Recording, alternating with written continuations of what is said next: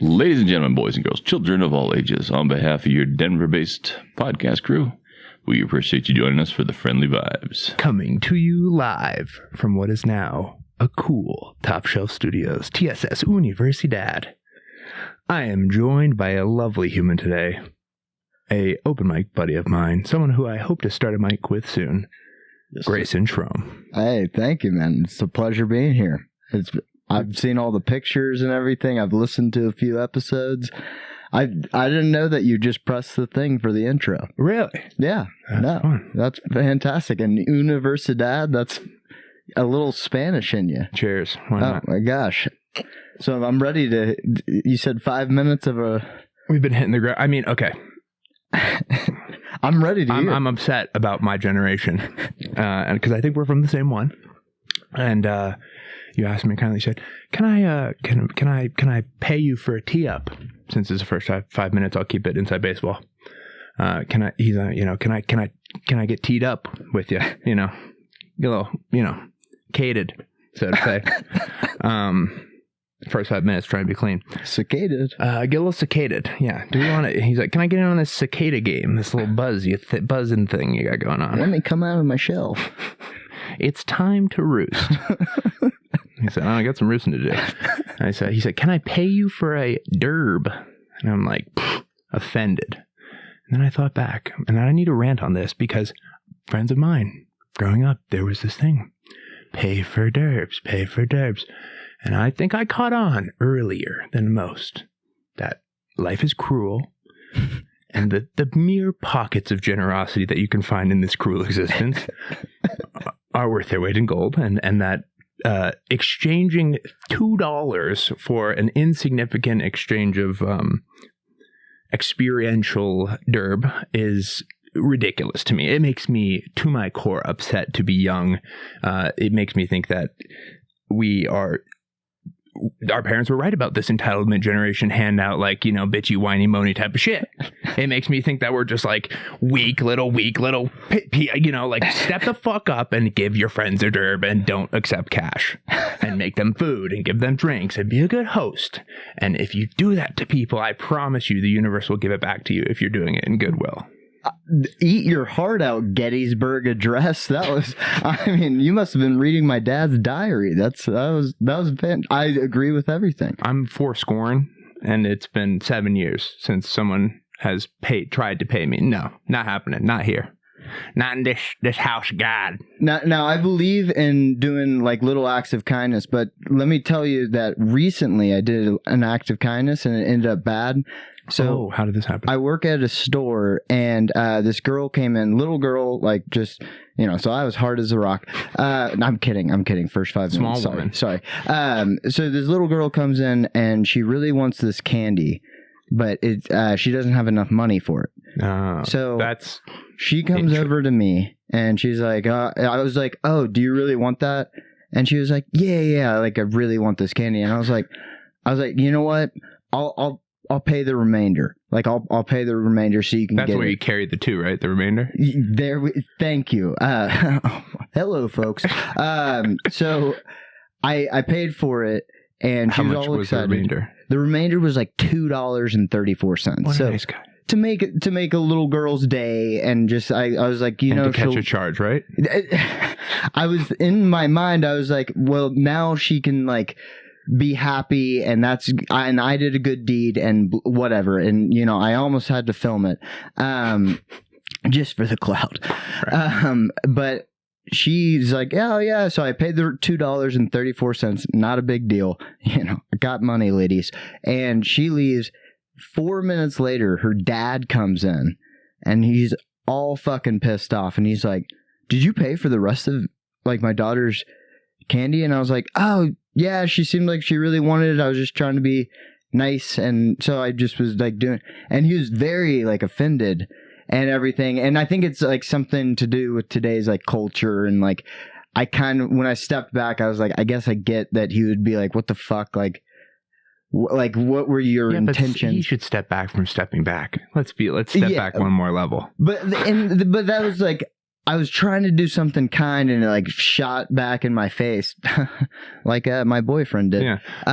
And So he comes at you like, but it was pretty calm interaction or no? No, he was like aggressive about it, and then I was like, I'm sorry, I was just trying to do a good deed for the day, and he was like, all right, fine. Okay, cool. He leaves, and he's a regular now. He's like really good friends with me. Oh, that's a great store. life hack. Is like that line. Like when you're in a confrontation, I've come to learn this too, like little deflators of like, just I'm going to find a way to concede on their level so that we can just bring this down. Yeah. And so that you know that I'm fucking around or that I'm not here to harm you. Exactly. Yeah. And I mean, it's all good now, but I remember that day, like I called my mom after that and I was like, what the fuck just happened? And she was just like, you know, today's world, that probably looked weird. And I don't know. It could be a weird thing with the guy too, where he's like, one, it's like, you know, he's got kids. So he's like, he could be the, you know, I don't want that teaching her a bad lesson thing. It could be that he's like, I can support my family, like, you know, type of thing, which I can understand that too. Okay. I was thinking it was that and like, hey, stranger danger. Don't just trust somebody to, you know, pay. Right. And I get that. It's just sometimes it sucked, but I mean now it's all good. But good deed for the day. Good deed for the day. Man, it did not sell him. He was like, oh, whatever. Like, but now we're good. Now we're like buddies. He knows my name and everything. I don't know his, but whatever. But names are tough, so yeah, exactly. Well, you came in here, and I apologize for hitting you with a lot of hot stuff off the start as you came into TSS today. Well, you got this new thing to your left here. You want to speak to this since you were you knew nothing about this, and now you've been ranting about this since you've had it in your hands for mere moments. Thank you. No, that is a perfect intro because I love this book, Things Trump Knows Best, by Sean, right here, sitting right here. I mean, Sean, I've read War and Peace. I've read Don Quixote. I've read all the good ones, and those are them. Apparently, I'm not going to spoil it, but there is some Trump does know best. That's what I'm trying to say. Is he does know best, and this book will illustrate that to a T. I mean, almost perfectly. Did you see on the very back, on the bottom, that little disclosure there? Why don't you read that? This look is a physical book. This book. Sorry, well, give the dyslexic kid reading. This is like the worst day of school ever. We're trying to advance people here at Top Shelf Studios, man. We're trying to get better. All fourth grade is just coming back to me right now. This book is a physical meme meant to spread joy. It does not contain typical written content and should not be used for any purposes besides laughter in perpetuity. God, fuck yeah. I read the quote on the front for the people. Quote on the front. I wish I could read this book. Makana Jalali. Makana, that was a buddy that started the podcast with me that's now out in New York. Shout out Makana. We always made fun of it. We always joke around that he can't read, so it's like a joke within a joke. Yeah. But this is worth buying, and it's got some. It will get you laid too. Yes. If you like ladies that like Kamala Harris. Yes. I recommend. May I recommend?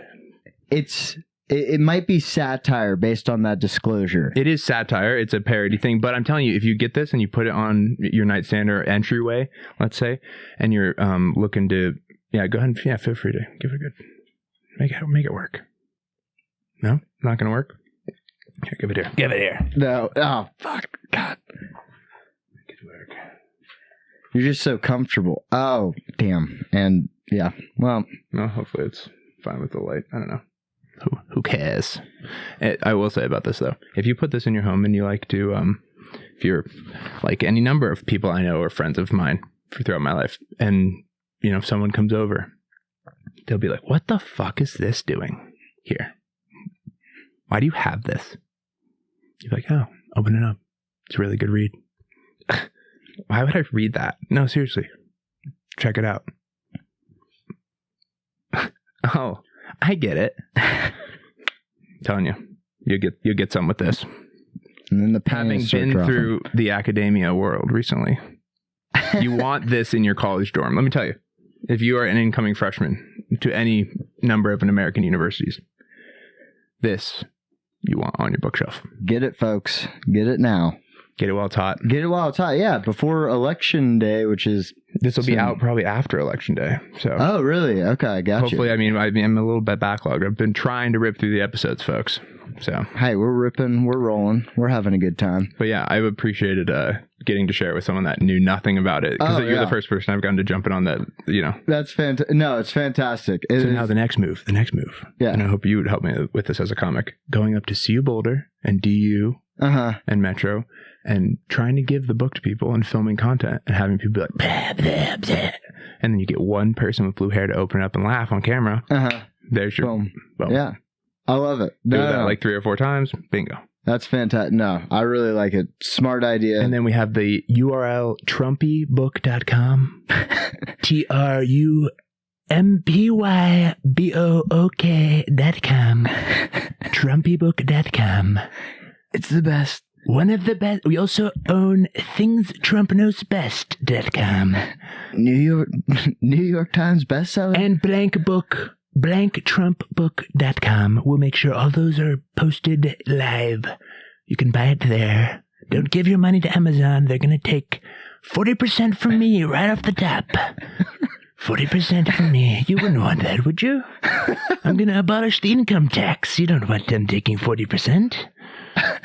You hear that? He wants to get rid of the income tax. Trump, he's like, we don't need an income tax. He was on Joe yesterday. He's like, yeah, get rid of it. Oh, have you already listened to it? No, but I mean, I read a couple tweets. Follow enough people. You get the clips of the important things, and I'll revisit it. But gotcha. Full, but yeah, that's gonna be a crazy thing or whatever. I don't know. I think every presidential candidate should sit down for a 3-hour interview. Whether it's with Joe Rogan or anyone, you should have to sit down for 3 hours and talk and the American people should be allowed to see what kind of a person you are. That's the only way you get a sense of it. I like the idea. If you had told my grandfather in 2009 that like our presidential fates were like based on podcasts, kind of, I mean, he wouldn't say anything because he died in 2006, but he would in 2006 he would be pissed too. So, well, in 2006, if you told him that the most important interview in the 2024 election would be held between the guy that hosts Fear Factor and the guy that hosts The Apprentice, Fear Factor, what would he say? Stop doing the math, son. He'd be like, pull the fucking plug already, man. Come on. This cruel world is not for me. Yeah, that would be my act of kindness for the day, you know. Speaking of the podcast that you speak of, because podcasts are part of an electoral process now. Crazy.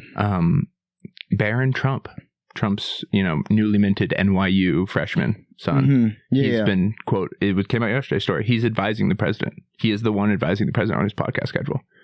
So the reason JD Vance is on Tim Dillon today, the episode that's going to drop when we're recording this, is because of Barron Trump. Right? So thanks, Barron. You're giving us great content. I really do appreciate it. Theo, what had JD on? Yeah, he had Trump on too, right? Yeah, I think so. Yeah. I mean, this is the way of the world now. Pretty cool to see comedy running the world. Pretty cool, pretty neat. I walked in here, I said, wow, funny guys, lots of them. Lots of podcasts to do with funny guys.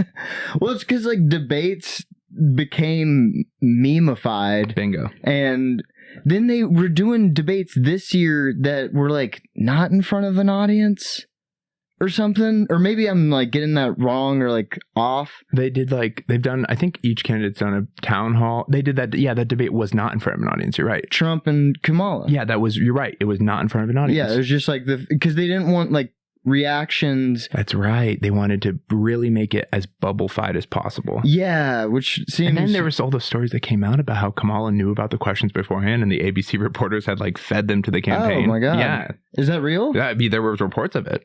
Okay. I mean, whether they follow through with any of these reportings now, it seems like any investigative journalism is just like, let's get a headline up that we're looking into something, and then no one ever, like, there's enough of these we're looking into's that nobody ever follows up. Okay, so are you on because just how the book and then how you just said that, you're not on the side. Oh no, I used to be. I think I used to be. Think that sides mattered, or that I like could matter, or that like is my new conclusion is like it's very silly, Grayson, to think that for me, in my mind, it's silly to me to think that me going to a place will equal an outcome. Okay, I got you. I think that's like a very egotistical, feigning, like flawed view of way to approach life. So like me coming with a sign to a place is not going to equal an outcome, so it's not productive. And so because of that, I think I became, I was interested in politics young, and then I became disillusioned pretty quickly through like experiencing the landscape of American politics. And then I saw the pendulum swing of Trump coming the first day he gave his speech, just from like an objective observer of like American politics. I was a high schooler. I was like, he gave the speech and he's talking about all these things and all these problems. And I'm like, he's going to win. Like nobody thinks he's going to win, but he's going to win. And then, he grab her by the whatever. They're not sending their best comments. I'm like, I don't know if this guy's going to win, but he fucking won. And then I'm like, okay, the pendulum swing back from Trump because of that is going to be way worse than it has been with Trump, which over the last 4 years, if you look objectively back at impacts on American lives, it has been more extreme and worse. There's been censorship. There's been instigation into people's lives in a way that we've never seen before through mandatory healthcare, mandatory job things, data collection. The list could go on forever. Just to name the list of the places that we continue to be involved with or bomb or backdoor cartel through trade and smuggling. It's messed up. It's gotten worse and more extreme on the pendulum.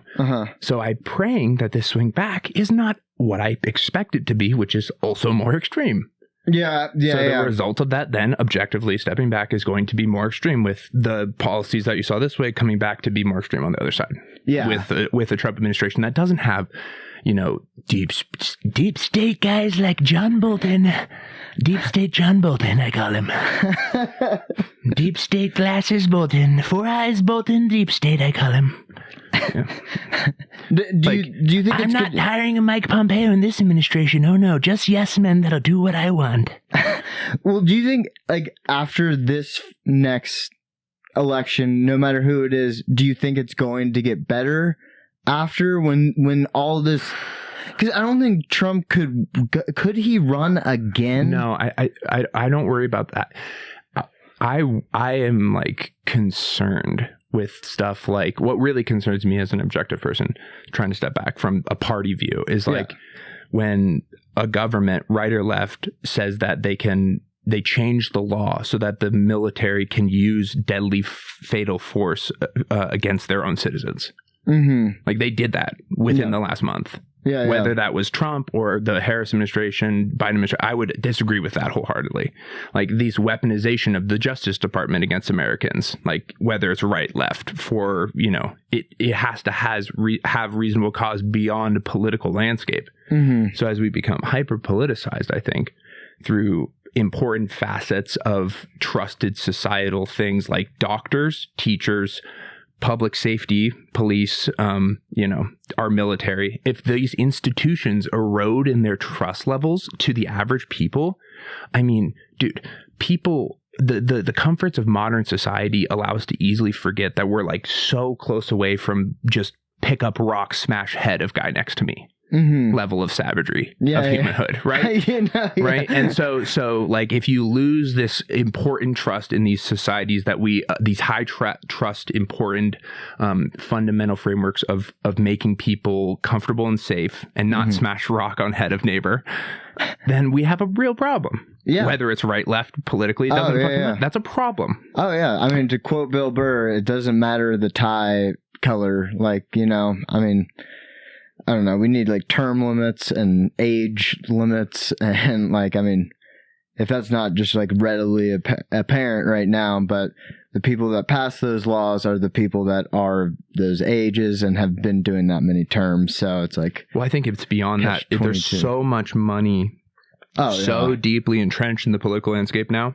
Lobbyists and I mean, beyond lobbyists of like political campaigns, they can get, I mean, I saw some stories this week of both sides being accused of having an illegal method to funnel money into their campaigns through a donation on a website that you could donate to via a gift card. So you could buy a gift card as a third-party agent in Russia, send these gift cards via USD to the campaign, not tie, and people prove this on Twitter. Okay, like a Visa gift card. Yeah, like prove that I can buy this without showing you that I'm a citizen. Here's my name or tax ID so that you can trace it, so that you know it's not a foreign agent asset money. Yeah. Which is illegal. Right? God. We don't want that in our elections. We don't want people buying off our elections in other countries. So if both a Republican PAC and a Democrat PAC have been accused of this issue and this fatal data, you know, this seems like a very basic question of like security that they've just completely overlooked. Oh my gosh. Should we just podcast until doomsday or something? Dude, Should we just do the longest podcast ever? I hope I'm so scared. Apologize. My alarmist tone is misplaced. It's not. We've been throwing up our hands as alarmism for all of human history. We'll be fine. But it is, these are warning signs. I think, you know, the approach I take towards it is kind of the economic approach of like tools in the toolkit, where it's like, you know, we should take, you know, stock in like when political opponents are being prosecuted by departments of justice that are weaponized by executives that sit in power. Yeah. Regardless of side, we should throw up an alarm bell. Throw up a red flag. Like, this is not good. Yeah. Oh my God. Warren Buffett was like, I could fix the economy in like five minutes. Every time the GDP drops below 3.2%, all sitting members of Congress are booted. And I was like, dude, that's exactly. But they would. And that's how. And that's how public companies do. And people are like, well, why do corporations do so well? You know why? Because they have to show they can grow every single year to their shareholders, or they lose their fucking jobs. Oh my God! If you treated. Wow. Right? No, that's a very. Like if I'm sitting on the board of like, you know, a grocer, a regional grocer, for this example. Thought experiment, and we don't raise our prices. Our cost to deliver goods to the stores has gone up 10%, 15% over the last 3 years. If we don't raise our prices 20%, you know, but then we raise our prices 20% and people are upset that we're, you know, price gouging. But then we look at the bottom line of our actual books and we say we're only making 1% net profit. Yeah, we are barely making. We're almost on the point of bankruptcy. Yeah. And if we, as a regional grocer, didn't own our places if we were leasing our land and leasing these other things, like I don't think most average people comprehend. Most businesses in the United States are very much on the edge of not being a business anymore. Like it is so difficult to run a business. Small, big, whether you have the economies of scale of Boeing or not. You know, whether you have a legislature behind, it's very tough to just get to the profit side at all. And so for average people that, you know, work a job to sit back and say that the government can do it better than the people that are actually out in the mud grinding through trying to get to that positive and how hard that process is, versus the government that works with other money that isn't theirs, that they're not accountable towards the, you know, shareholders or their boss. That's like, no, we're growing 8% this year or else we're going to find someone else that can do it. Goddamn. That's mind blowing. That's good. It's just like sad, dude, because like the America deserves so much better than this kind of like crony capitalism crap. Yeah. Oh my gosh. I mean, it feels like it hasn't been good for a few years. I mean, more than a few years. So how old? You're the same age? I'm 31. 31. Okay, you're older than me then.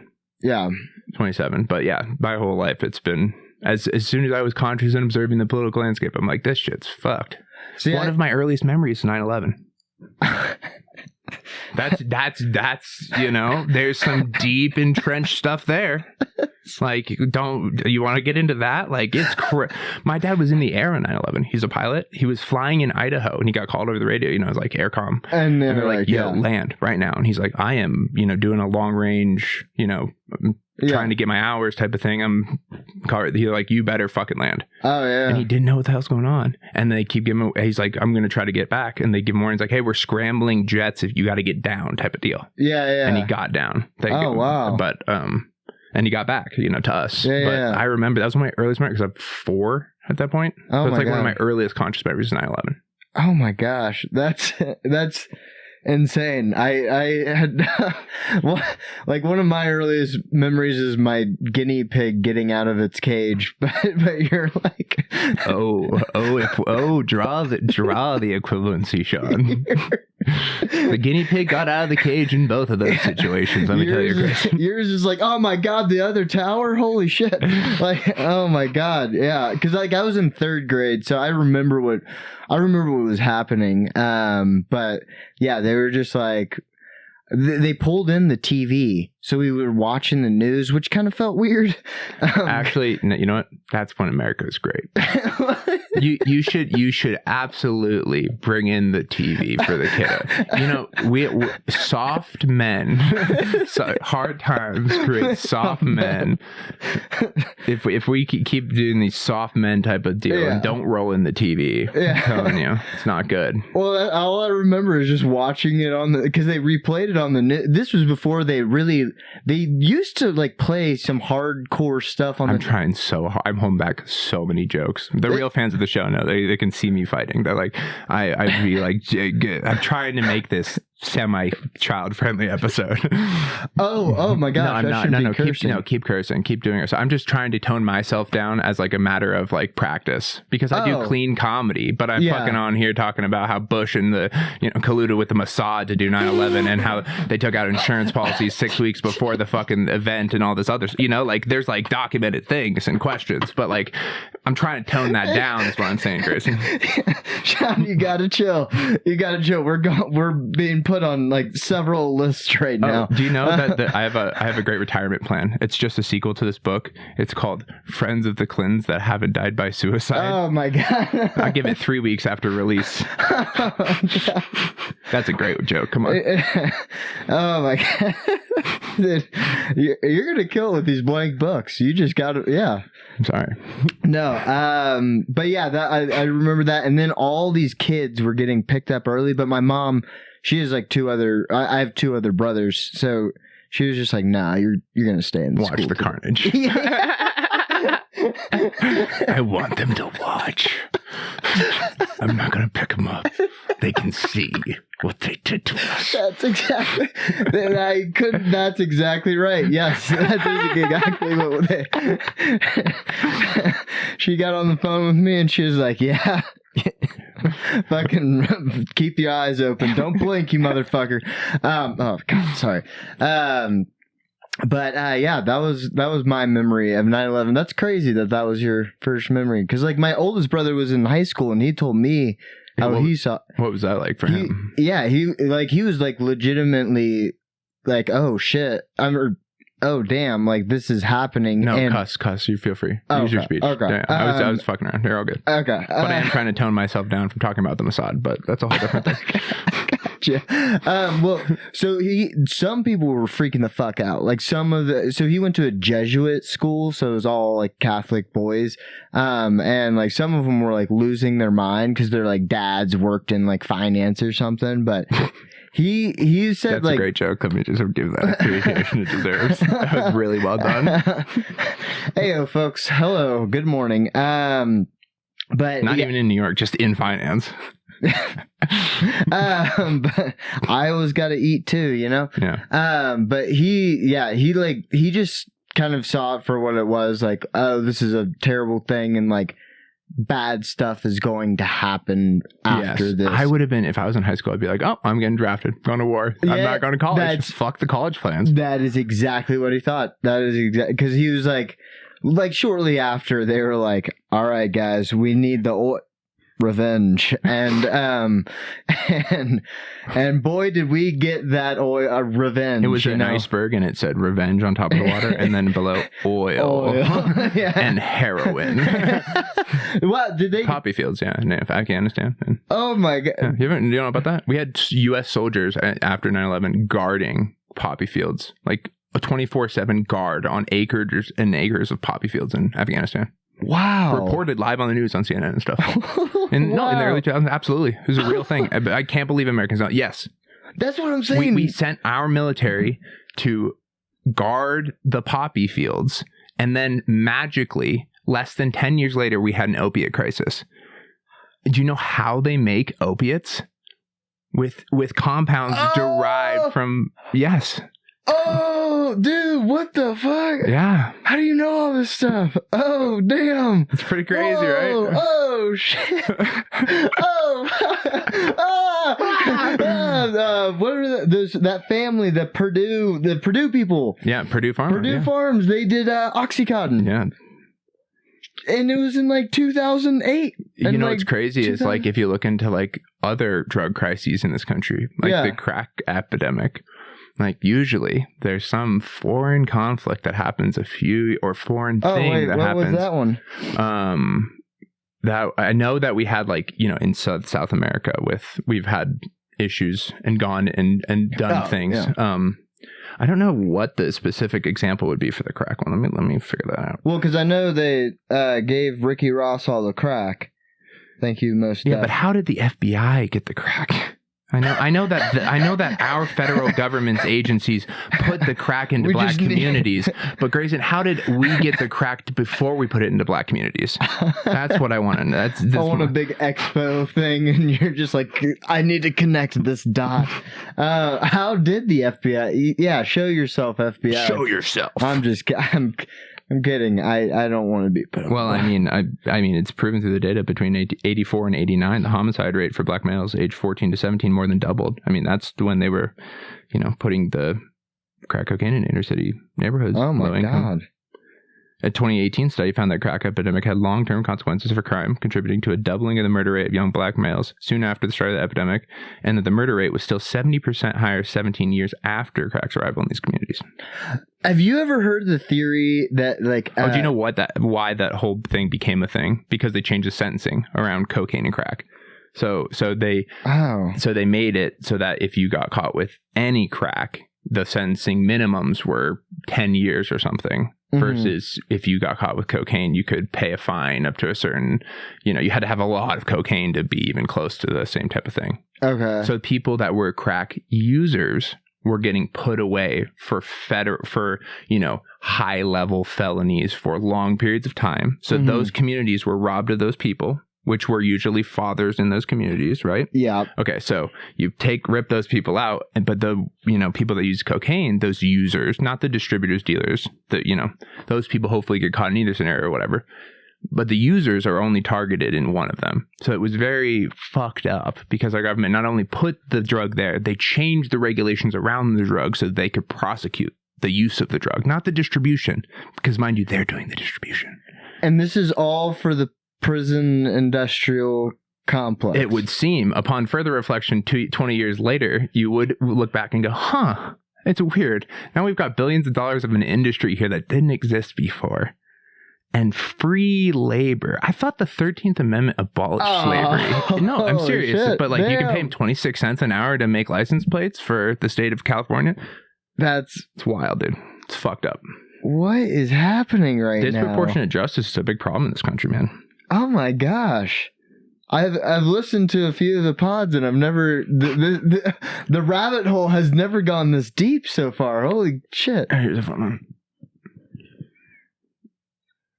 Made out of black men, she kept in prison beyond their sin.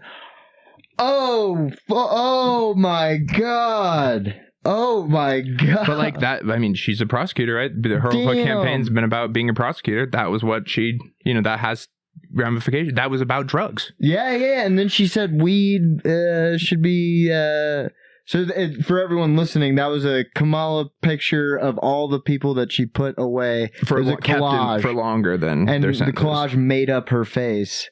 Wow, longer than their sentence was due. Yeah, so she kept a lot of people in the state of California in prison to, you know, I mean, for what reason? Maybe for free labor. That's one possible logical reason. And it wasn't something small like a month. It was like years. I mean, yeah, these are like, yeah, they're like, you know, lots of them are years, yeah. Wow. Like, you serve your time and then they say... And you can't appeal or be like, hey, can I have a guard, like, tell my story or something? When you get to the DA level of stuff, like, that's the slimy part about when you weaponize justice. That's why I have a big problem, whether it's the right or the left or the up or the down, that uses a weaponizing justice has to be just. You have to sit and the court, the bar must remain the bar. Like it's so important. The reason this country is so great, a big part of it is the justice system. Yeah. Like it's allowed for the advancement of important rights for individuals and groups. It's, made sure that people are held accountable for atrocities they commit against people and communities. I mean, it just serves as a mechanism to allow huge economies of scale and corporate interests to just pay small time fees for their atrocities, though. That's the part that makes me upset. Yeah. Like when Purdue Pharma gets to cut a check for how many people they hurt with the opioid crisis. That's crazy. Yeah. But they're no longer around now, right? They got, they are. Come on, dude. Shit. Damn it. God. Well, that's the thing. Have you heard of the University of Purdue? No. That's what that is. No, is it? Yes, dude. Yes. What? Purdue is that family. Yes, that's what that is. What? Yes, absolutely. That's what that is. Purdue Pharma is the reason that university is a thing. Is because, yes. Vanderbilt? Dude, you might have to drive me home. Do you know what Vanderbilt is? Like the Vanderbilt family. Yeah, the Vanderbilt family, right? They were railroads. And now they squandered their whole fortune. Do you know that the Rockefellers, they were early robber barons of the late 1800s Industrial Revolution. And oil and gas. Did you know that in the early 1900s, they lobbied and helped reform the American education system to allow for Americans to become better cogs for them to be used in factories? Not so that education was improved at all, but so that they would become better workers. Dude, stop it. No, I'm serious. That's why think about just a thought experiment. Do you remember doing homework? Yeah, go ahead. Do you remember doing homework? Yeah. Don't you think that kind of sets you up pretty well for the real world where you don't always get paid for the overtime work you do? I do. All right. Fuck. Doesn't that seem a lot like conditioning? Doesn't the whole thing set you up pretty well to try to slip into a comfortable obsolescence of tax slavery? God damn, that's like Alan Watts fucking, holy shit. Oh my God, yeah. Wait. So they did what to do this to the school? Well, there was a school in the early 1900s. They reformed how they taught public education. How do they do that? Around curriculum. Like they rewrote curriculum. The public schools. They not only did that, they paid publishers. They paid who's McAnally? What's the big you remember all the books you would read? They're from these 5 big publishers that produce textbooks, right? That McGraw-Hill, whatever type of books. Yeah. Okay. Okay. They paid to produce the text that they then lobbied to be put into the school systems. The Rockefellers. So they had to say what goes in So the Rockefellers decided what goes in the books and then lobbied the government to say you need to have these books as the core of what you teach the kids. Wait, why hasn't that been changed? What the fuck? Isn't that old as hell? What the fuck? Dude, what is going on? Wait, what? For real? What the hell is going on? Oh, shit.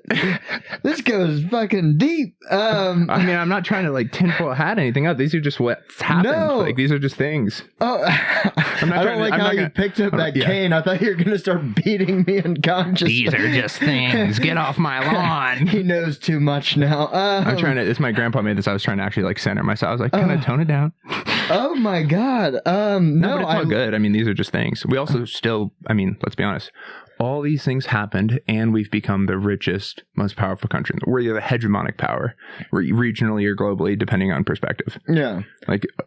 So I've heard that a lot of people and historians will refer to these these past mainly the 2008 and up as our America's teenage years of the empire. Mm-hmm. Do you think that holds any validity or? Yeah, it's tough. A lot. Because we're young. We are relatively speaking, the United Kingdom's been around. I would say I have a tough time looking at our country in any way other than the post World War II, our global dominance era that's got to be the working era. We're in our mid. And then I think, due to demography and other things, if we make poor decisions on immigration and not bringing in fresh workforce and smart people, I think we could end up in slipping on our skill set type of era of, we're in our 50s and technology, the world's new and we're not keeping up if we don't keep up with, bringing in good people and advancing the melting, what America is. Yeah, we all come behind the ideals of what we represent, regardless of color or creed, and accept that we're going to fall into these ideals and accept each other for our color or creed. Damn.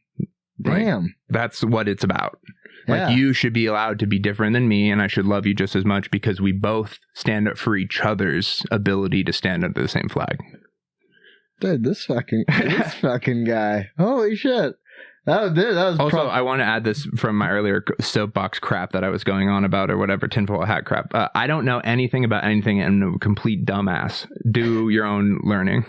That would have been a Harlan-esque fucking twist if you're like, I made every bit of that up.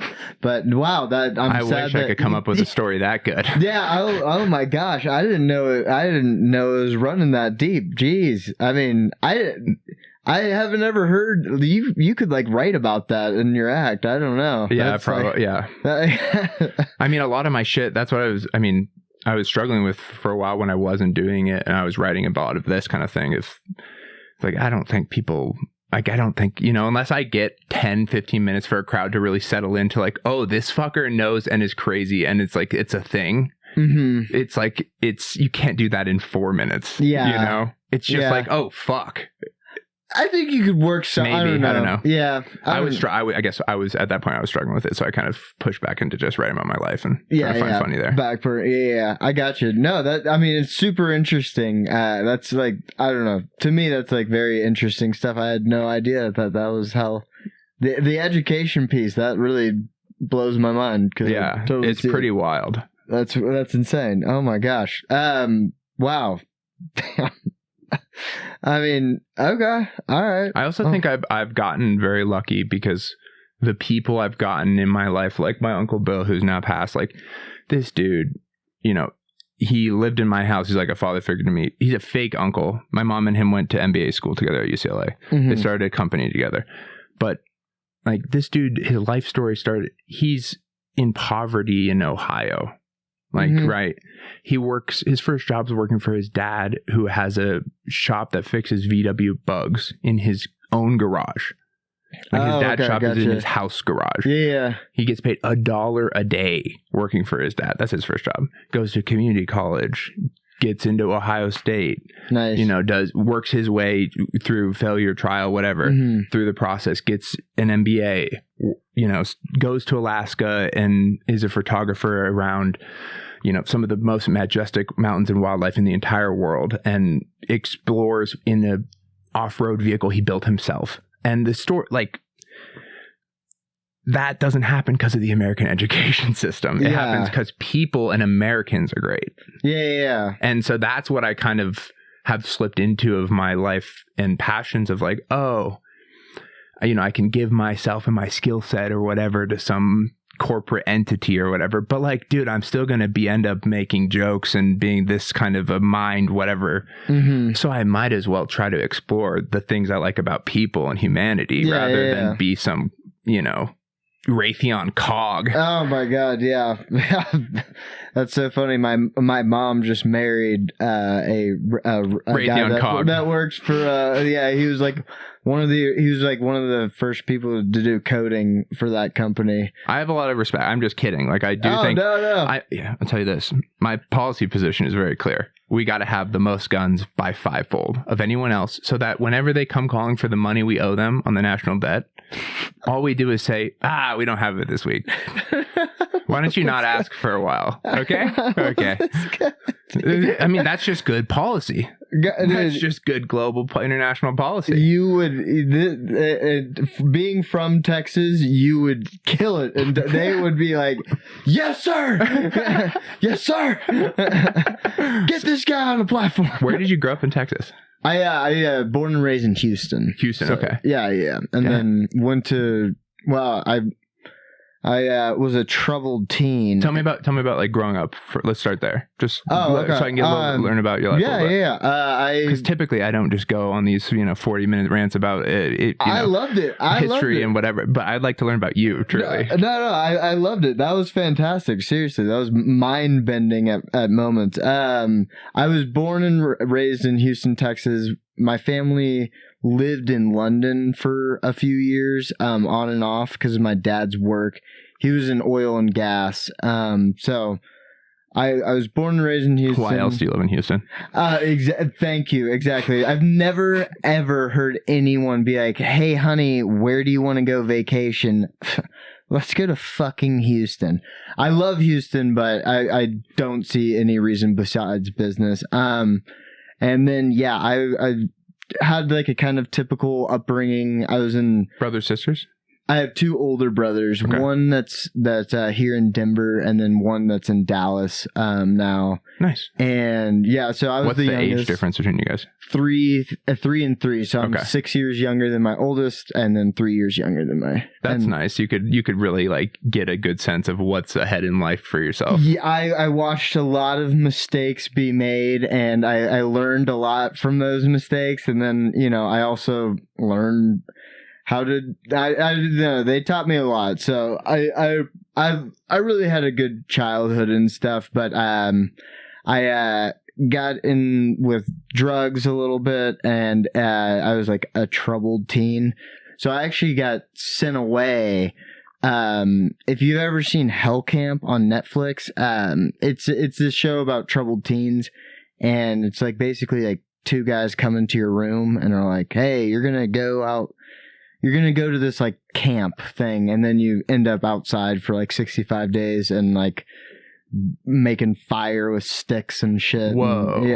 Yeah. So that's sick. Well, I'm not sick at the time. Yeah. But... Well, so I'm trying to write a bit about this, but the night that I got sent away, literally two large men just came into my room at like 4 a.m. and it was the first night that I'd ever taken LSD.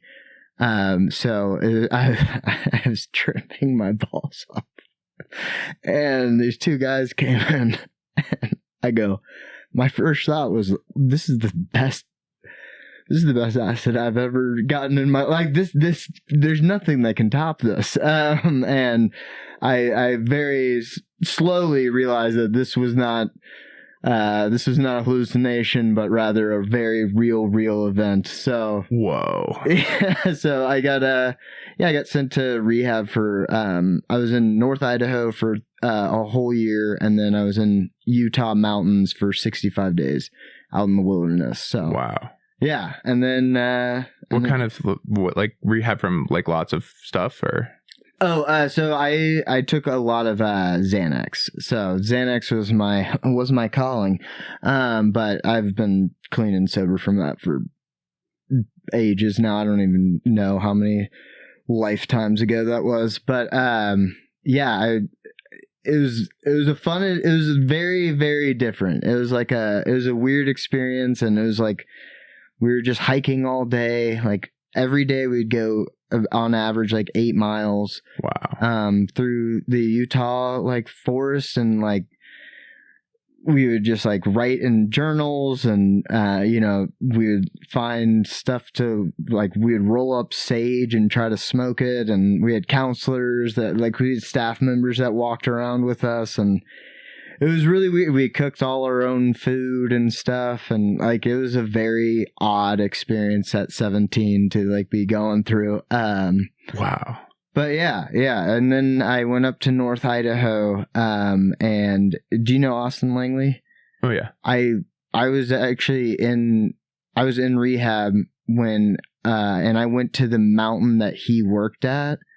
And like, there's we don't remember. We've talked about it a lot, but we don't remember. But we could have he could have like fitted me for boots for like skiing. Huh. So it was and then I was up there in North Idaho for 365 days to the day. So a whole year in there, and then I went off to college with quite the story for people. So yeah. So did you do senior year then in like rehab? Yeah. So it was a rehab / boarding school. So we it was 40 17-year-old guys, 17 and 18-year-old guys, and 10 17 to 18-year-old women. So like the horniest group of people that you could possibly get. And it was just like a very odd like experience. It was called Northwest Academy. And yeah, it was just like we had like a very regimented day, and like we walked in like lines, and I mean they there were some kids that were really bad, but there's other kids that were sent away for like weed, and we always felt really bad for those kids because they're just like, dude, why am I here? This kid was like addicted to PCP and like robbing people, and I smoked weed twice, and my parents are like, go, so it was definitely. You learn about circumstance there. Oh yeah. And just every single different person that you can ever think of, like kids from New York, kids from LA, I mean, Texas, Florida, Georgia, you name it, they were from there. Iowa, Minnesota, like it was just a hodgepodge of everybody. And so like, I don't know, it was like tensions flared, and the staff weren't the best staff in the world, but it was definitely something. What, you're telling me angels don't want to work in northern Idaho? One of the staff members, Nicole, I don't even know if she has the ability to listen to podcasts, but she might have been, she was 28 at the time, and I remember I was like, you might be the dumbest human being I've ever come across, and you're like looking after, like it was rough. What were like the signs? Just interactions? Or? She would do count, so we would have to like count off. Like we would have to count off so that we knew who was there and who was not. And for some reason, she would always get to the number 48 and just couldn't. She would be like, "Oh, guys, stop talking. I got to go back." And we'd be like, "You were on 48. And she was like, no, I don't know that. 1, 2, 3. And it was always around that. It was like, I mean, just stuff like that. She couldn't remember anything. She just like would look at you. She was a mouth breather, and I'm not even kidding. She just sat there with her mouth agape and just was like breathing. Like she was like, honestly, one of the, she was nice and everything, but she was just very odd. And then, yeah, the staff members didn't want to, like, they were all young, like teachers and stuff. And these kids are 17. They want to get some shit off their chest, they're going to tell anyone who's an authoritative figure. Yeah. And especially these kids, because most of them are entitled and think that they should be getting away with things. So, damn, that's got to be a brutal place to work. I can see why they're warden angels there for sure. Oh my gosh, yeah. Not a single person that I knew there that was working there is there anymore. So, wow. I mean, yeah, staff turnover was a big thing. And yeah, half of it was probably because you're in North Idaho with not a lot going on. I mean, being single in North Idaho probably couldn't get any worse. And it's beautiful, but it's just not a lot of people. So, I don't know. It was like I saw my parents every now and then at the school. Like they came for visits. Like I remember my brother one time. He was like, "Hey, just write if you ever want me to get you out of here, write in a letter. I got a new pair of shoes and I'm excited about it, and I'll come grab you." And I always like appreciated that. But yeah, it was a weird place to have my senior year, but it was character development out the asshole. So where'd you head to college after that? University of North Carolina at Charlotte. Okay. So UNCC. A lot of people think it's Chapel Hill, but yeah, I went there on a whim just because I was like trying to get out. I just didn't want to stay in Texas at the time. I was just like, too much baggage back there. So I went to North Carolina, met a bunch of people, spent 6 years out there, and then again on a whim, I was just like, I'll just go to Denver and just check it out. And then when was that? That was 2017 when I came out here, and I did improv first when I came here. I went to, Rise Comedy. So I did improv classes, and I did like them because I went to improv level 2, and then I got kicked out. I think I told you this, but I got kicked out of the improv class for making a slightly like close to the line joke. And well, how I've been doing. Let's hear it. Like, give us a line. Okay. So we're in a. I'm camping with, and the other guy in the scene is my uncle. Okay, and we're sitting around the campfire, and he says like, "Hey, you need to go get more wood, or you need to set up the tent or something." And I go, "Okay, uncle." And this is all I said. "Okay, uncle, as long as I don't have to sit on your lap again." And she goes, "Whoa." She goes, stop. I would have been like, "Uncle, I know how you love pitching a tent." Like, you could have gone like 3 levels worse for sure. Yeah. I mean, Uncle, you don't have enough wood in your pants. You're always pitching a tent. Yeah. I mean, you went light mode with that shit, dude. Well, I remember so clearly. She was like, "There's 3 things you can never joke about," and immediately, like, once that came out of somebody's mouth, I was like, "All right, I'm out." Yeah, but she said like cancer, like pedophilia. Let me tell you. My closer right now is about my mom's titty cancer, and it's been crushing. I've heard that. No, I think I heard that at Stella's. Yeah, like she said, like cancer, and my mom's also had breast cancer, pedophilia, and like I think it was like DR, but yeah, mental incapacities. Yeah. Oh no. Oh. Yeah, I don't know. I don't want you to get. Yeah. So it was not nice SA. things. Yeah. SA. There you go. So she said that, and I was like, I think I've heard a joke with like all 3 of those. From like Anthony Jeselnik or something that like incorporates all of those that are funny. So she was like, "Hey, like, leave tonight and then come back next week," because I'd paid for the class. And she was like, "Come back next week and, try again, but just leave tonight." And I left that night, and COVID hit the next week. Whoa. It was March 18th. The next week was March 18th.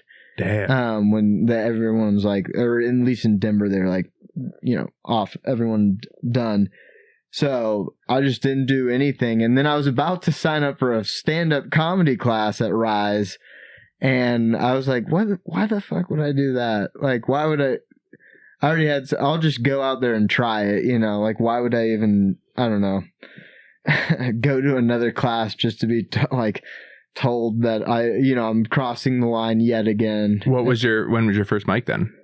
First mic was February 23rd, 2021 at The Hangover, out on Sheridan. So yeah, shout out Raymond Ace. But yeah, that was the first. And when I did the mic, I was like, finally, like, thank God, like I found something that I enjoy like a lot. So.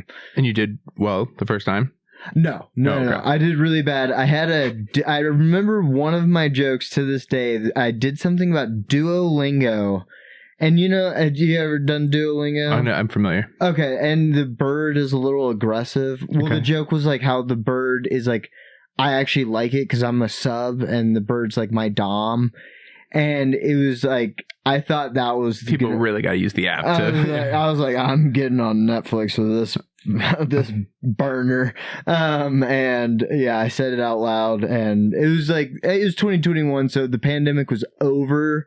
But like the crowd had to sit very far away. Oh, damn. And they just all sat there and were like, nice. And I was like, I bombed like hell. But then my second mic was better. And then, I started seeing more progression. And then also like how bad bombing feels. And yeah. And then here we are almost 4 years later. Fuck yeah, dude. Yeah. Getting back in. So. And you run any shows right now? Yeah, Tikka Asian Cuisine. Shout out on 38th and Lowell, basically. Yeah, we do every every second Friday. Fuck yeah. A month. Yeah. And then So a monthly show? And Yeah, then hopefully we'll get a mic going maybe on a Monday. Yeah. And I whenever you want to do that, let's because that's right next to my house. So That'd be fucking sick. yeah. Have you ever run? I mean, you obviously do a lot of. I haven't comedy ever run a works, mic, no. but you probably No. could pick it up in a heartbeat. So Yeah. I mean, yeah, it's not hard. I've worked with people. Yeah, for a while. yeah. You've seen the ins and outs. But yeah, man, that was. I'm sure I would come across unexpected things like anything in life, but You didn't start comedy here, right? I started in college when I was a door guy in Cedar Rapids at Penguins Comedy Club. Crazy Penguin story. I was watching this John Mulaney interview with David Letterman. It like won like Emmy for interview or something on Netflix. And it's like 30 minutes into this thing, and he's talking about playing at Radio City, and he's like, yeah, I think I did see myself playing at Radio City Hall, if I'm being honest. Like, can I go back on that? Like, I did see myself.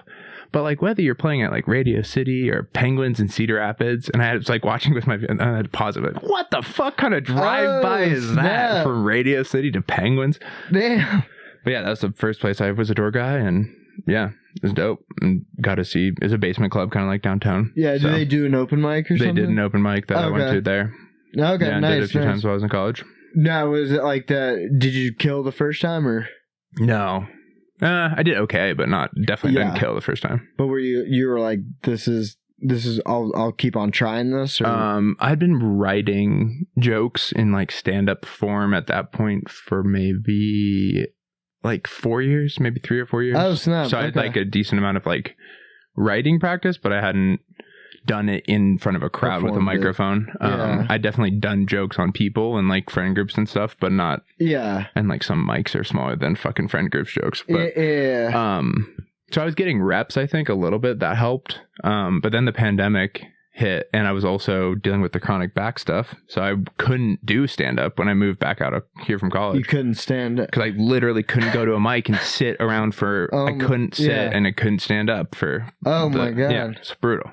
What, did you just lay? I had a double spinal fusion. Whoa! Yeah, at 25. So, my God, what the hell does that entail? They go into the front, filet-o-fish style, and they cut you from your belly button down to like above your dick, and they pick through the bits, filet-o-fish style, and they drill 8 omnidirectional holes in your spine, or in with screws, and then heals. Oh my gosh, damn, man. But yeah, I was like bent over from like several months at my job, but prior to that, like looking like a 95, like brutal stuff. In pain for years and years and years. Wow. I've been in pain for more of my life than not. Like chronic pain. Yeah, definitely. Oh my God. Holy crap. Dude. That's why I get so like it's really silly to me, based on the life I've lived and the things I've been through, that people get upset about words. Oh, yeah. Especially words in a context of a joke. Oh, my gosh. Like, yeah. This person's on a stage with a microphone and you're going to get upset at the words they're saying. Yeah, like, there's so much fucking else in the world. Oh, yeah. Well, that's like, somebody would say to you, like, somebody like that would be like, well, what if they made fun of back pain? Like, like in and your neck of the woods. And I cry laughing about it because if it's funny, it's funny. Exactly. Yeah, exactly. It has nothing to do. If you can't remove yourself from the subject matter of the entertainment you're taking in, then you're an egotist. Yeah. Then you're too tight. Then you think your beliefs and ideas are you. Yeah. And your cognitive dissonance skills need some work, boss. Oh my gosh. Yeah, That's what I'd say to that person. I got you. Yeah. I don't know. You can't coach speed either. Like, you can't coach cognitive dissonance. Like, those people are going to be like, they don't have an internal monologue type of stuff. You're not going to coach it into them. NPCs or they're whatever. NPCs, yeah, NPCs, totally. Yeah. So there's some type of, and that's when you need I was just trying to do my good deed for the day type of line to bring it down from escalated to de-escalated. Damn, man. That's why you need one of those. Quite the callback. Oh my lord, I love that, dude. Almost 140 reps in, you get pretty good at the thing. So when you start in Denver? Then when you got back, immediately when you got back, or when you healed up? No, fuck. I mean, I started doing the pod in 21 November. Okay. I've been writing a joke a day for like I don't know. I missed a couple of days recently, so I kind of fell off, but I was like on 400 and something. So just repping like that. And then mic wise, I got the back surgery in March of, what would it be? 23? Yeah, March of 23. Oh, wow. Sounds right. My God, that's recent. Is that right? Yeah, March of 23. That sounds right. Oh my God. And then, I, was kind of fully recovered. And then that fall, I started doing mix when I could walk and yeah. stuff. Wow. And then I got a door guy job that fall in August at Common Works. Mm-hmm. And I've been working there over. And now I'm the sound guy, head, whatever. Fuck. Hell yeah. Shout out. Damn. Just a door guy, just a fucking guy. And then but I took a different path because of my life of like, okay, I still can't go to these mics. One, because it's still hurting too bad to sit around for this long. Yeah. Two, because I am getting up at midnight for 5 people that aren't listening, and I work at 6:30. Some of these people don't, right? They're voluntarily homeless people. Shouts out Nick and Dana. Like some of these fucks are voluntarily homeless, right? Like I don't have that. Yeah. So like it's just a matter of circumstance. And instead of being like, well, I don't get to be a comedian. I was like, no, different path. Yeah. I'm gonna keep doing my fucking podcast. Keep trying to bring, people on. I start with friends and shit. Like, so I would show you old books. Like, and then I got a job at Common Works and I was like, all right, do this, be around it. It'll build that joy, and I said to myself prior to that, even, I was like, I'm going to try to get reps just all the time. Mm-hmm. Like, I'm going to stop thinking about this as like I have to be in those 3 minutes. That's all I get. And if I sit around, I have to think all day about those 3 minutes and those 3 minutes. No, dude. Like I gotta cultivate my funny muscles and bones every second of all the time for decades. Yeah. Whether on a stage or not. So it's like, okay, so right now I can't get as many stage reps. But damn, I get interaction reps and I can be fucking, and I can learn how to make different kind of people laugh and work with different. Exactly. And that's served valuable. And then I got, an opportunity. So like I got a guest set a spot on Brent's storytelling show. Nice. That parlayed me into a guest set for a national headliner that was in town. So I got to do 5 minutes on South for a sold out crowd. Dude, congrats. So it's like stuff like that. It's like, okay, now I'm just picking away at like, all right, I can't do as many mics as I want because I'm working 7 hours a week. Almost every night from Wednesday to Sunday, I'm working. Yeah. I have to do laundry at some point, right? I have to do dishes at some point. Like Monday and Tuesday night, I either have to do a podcast or dishes or whatever. Yeah. Wow. These aren't excuses. These are just facts, right? No, yeah. So it's like, all right, well, if you give me a spot on your show 3 weeks from now or a month from now, well, I can ask for that off work and get that night off and do a good rep. Exactly. And so that's how I've been getting time. So I got my first weekend in May over the summer, like opening with Alan in Moab and like trying to do little things like that. And that's how I'm picking away. It's like, okay, this is a 12-year, 15-year game of getting great at this thing. Why do I have to think that it has to happen now? It doesn't. Oh yeah, no. So let me get good over time and just keep like, it's all about having fun. Yeah, dude. know? So that's been the kind of shift of my journey through it. Yeah. And I feel like once you're making enough money to like pay bills, then definitely start taking it as like, oh man, like I need to like focus and use this as like a business up. But for right now, like for me, like just have fun. I mean, just like as long as you're enjoying it along the way, that's like half the battle right there. So damn. So what do you do for a job that lets you like do comedy? So I, with a business partner, we run like a cafe and a convenience store. Fuck yeah. So yeah, we just we're doing that right now. And yeah, what you were saying earlier about like how hard it is to run a business, it's been like a crash course this past year. That's awesome. Can you say the name of it? Oh yeah, we don't do ads, so I'd love to give you an ad. Yeah, Denver Market at 1700 West 40th Street in the Highlands, and then Jasmine Cafe in Lakewood. Yeah, definitely check those out if you guys are ever in the area. But yeah, it's very, very difficult and very tough and not easy. But does your business partner have more experience in this arena? Yeah. Okay. So he's the original owner, and then I came in this past year after getting laid off. I got laid off from a very stable job, and I was like, what was that? I was a manager of operations for a real estate company, and it was an 11-person company, and they laid off 3 of us. So it was actually like a kind of a large layoff of people. And I thought I had a very steady job, and then it all came crashing down this year, and I was like, fuck it. So I knew this guy from that job. Like I had met him at that job, and I was like, hey Maz, like, can I come work for you while I'm in between jobs? And I worked for him long enough that I was like, man, maybe I could like do this and help out. So I asked if I could invest with him, and yeah, so it's been very tough. I don't even know if it's gonna work out, but I'd rather try and learn from trying. Yeah, dude. Oh yeah. Fucking the number of things I learned just from trying to get this book out, it's crazy. Oh yeah. No, so I mean, do things. Yeah. Like that's, I think, the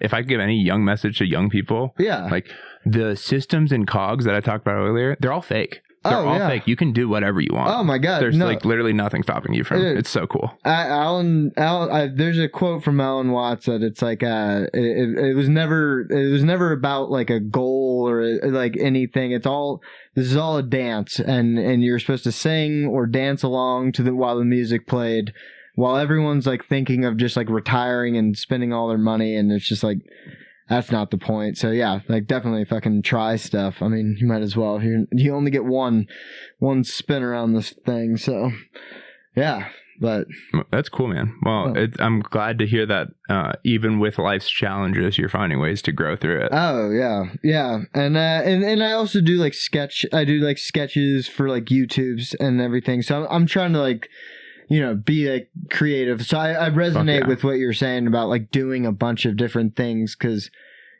like it's how you get better. Yeah, and things start clicking after a while once you get reps in. Sharpen the knife, because like you want to be able to use it. So are you trying to learn any editing shit? Yeah, I'm really, really not good at editing. I've realized I use CapCut, if you know what that is. Do you have a Mac? I don't have a Mac. Okay. No, I don't have a... I was going to say, because I got a Mac and was using iMovie, but I didn't have a huge wealth of experience before kind of jumping into that. I would like to... But I know CapCut, a lot of people do that for like the social stuff. Yeah, that seems to be a good tool. Yeah. CapCut's been good to me, but I need to get better at editing. And that's just, one of those other things that like... if you can make fun out of it, if you can be good at editing, you can go a long, like you don't need a college degree if you just learned editing. If I learned editing at 15 and just plugged away at it, I would be so much further than I am. I mean, but I could say that about anything. Yeah. I mean, I could say that about woodworking, but yeah. But yeah, dude. Well, so far it seems like you're just loving the dance. And enjoying the dance for what it's worth. I'm trying to not worry too much about money and everything. It's just about experiences, having fun. And the only reason that Coca-Cola has commercials is because they're trying to sell something to you, and experiences will give you a lot more value. So are you with roommates then? Yeah. I'm with Trey Marchant. If you've ever met him, that sounds familiar. Yeah. I live with him right now. So we run the show at Tika Asian Cuisine. Yeah. And yeah, it's been fun producing a show. How'd you guys find the venue for that, and like how'd that come together? I like hearing these origin stories. It literally is a walk away from our house, and I was looking for a bar one night. And I was like, oh, well, this is a bar. And I went in, and what they say is true a lot about like venues that will take you up. A lot of venues, if they're just started or maybe kind of going downhill, will like accept your comedy show. And they were just like, I just noticed nobody was in there. And it was like a Friday, or no, it was like a Thursday. And then I went again, and it was like very few people. And I was like, maybe they could use a comedy show just to like break up the monotony, and get some customers in. Yeah. Revenue, not venue. Jesus Christ, Sean.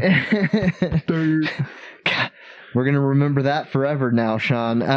No, but Yeah, and there's worse flub ups to find. There's plenty of worse flub ups. Let me tell you. And we asked one day. I was like, Trey, I think we could get this place, and we just went in and asked, and they're like, sure. And we went in there and kind of told them, we're like, yeah, we've produced a show before, like out in Golden, and you know, I mean, a little tiny white lie, but then we got the venue, and they were like down to pay us and stuff, so. It was just dope. Yeah, it was easy. I've heard of people like calling venues and getting I need to work on like my salesmanship, you know, and finding places because I found out apparently I've got some natural knack for it because when we were in Moab to do that, we weren't great on sales. So my buddy and I walked up and down the main stretch in like 107-degree heat and just with handbills filled up both the rooms both nights. Nice. Just talking to people, telling where. Yeah, so like there's, I think, where you can get learning and rep on that, like turning up the Riz to 10 type of thing. Yeah.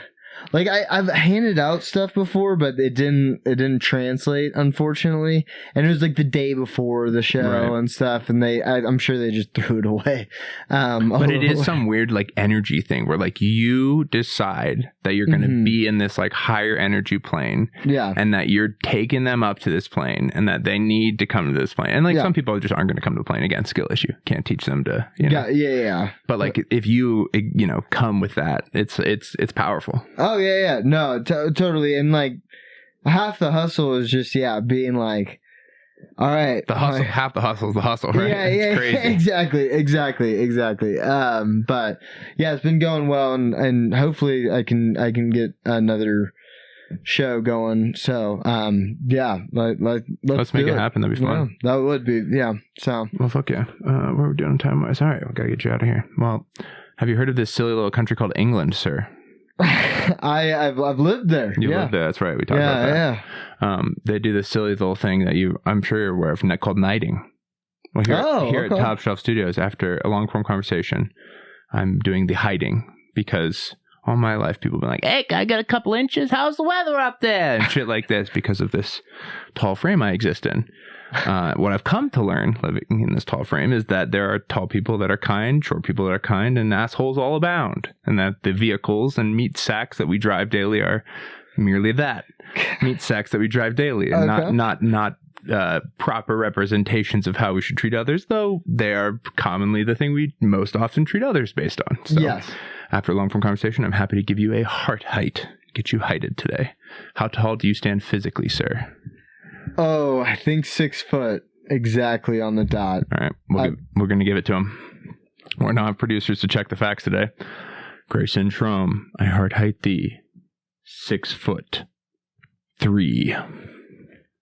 You shouldn't have to get back surgery with a heart height like that. Oh my God. Well, thank you. And also, let me just give you 3 more inches down there. Oh, while we're at it, helping the good people of Denver any way we can.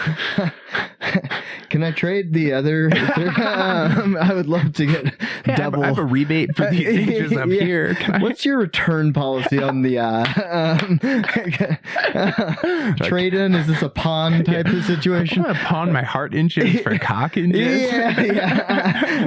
I got all those. So yeah, the cock inches would be great. And I could finally be 6. That's so funny. Where can the people find you, good sir? You can follow me on any platform actually at gs dot was dot here. gs.was.here. Yeah, especially on YouTube. Subscribe to my YouTube. I'm trying to get those numbers up. We're at 303. So if we get to 304, send some people my way for fuck's sake. All right, 47. All 47 of you, get over there. And then all 300 of you, get over here. Oh yeah. Swap about. Yeah, let's do it. Freaky Friday situation with the subscribers. You know, love it. You're gonna get a lot of racist. No, I'm kidding. I do sketch comedy on it. So, but yeah, and then we do, as I was saying earlier, we do a show at TK Asian Cuisine. Every second Friday of the month. And we just passed a year anniversary, or our year anniversary is coming up on the 30th. So fuck yeah. Yeah. Be there. Will you be doing one at the second Friday in December? Yes. No. Well, November and December. Yeah. Okay. Yeah. Okay. Yeah. We'll get you on for sure. In December, I mean, if you got a spot you're looking to fill. Oh yeah. No, we Would got love you. to. Yeah. We got you for sure. So yeah. Well, keep an eye out for that then. Yeah. And come see me and him at that show. Fuck yeah. And then hopefully we got something cooking. Hopefully by then we'll also have a mic to that would to be bring fantastic. you with That would be himself, myself, and a prior guest, Patrick Trujillo. Man, that'd be awesome. This has been a pleasure, man. I appreciate you. This is fun. I hope we get to do it again soon. This was a fun one. Yeah. This is mind bending. Read your books, eat your vegetables, fuck off, and be well.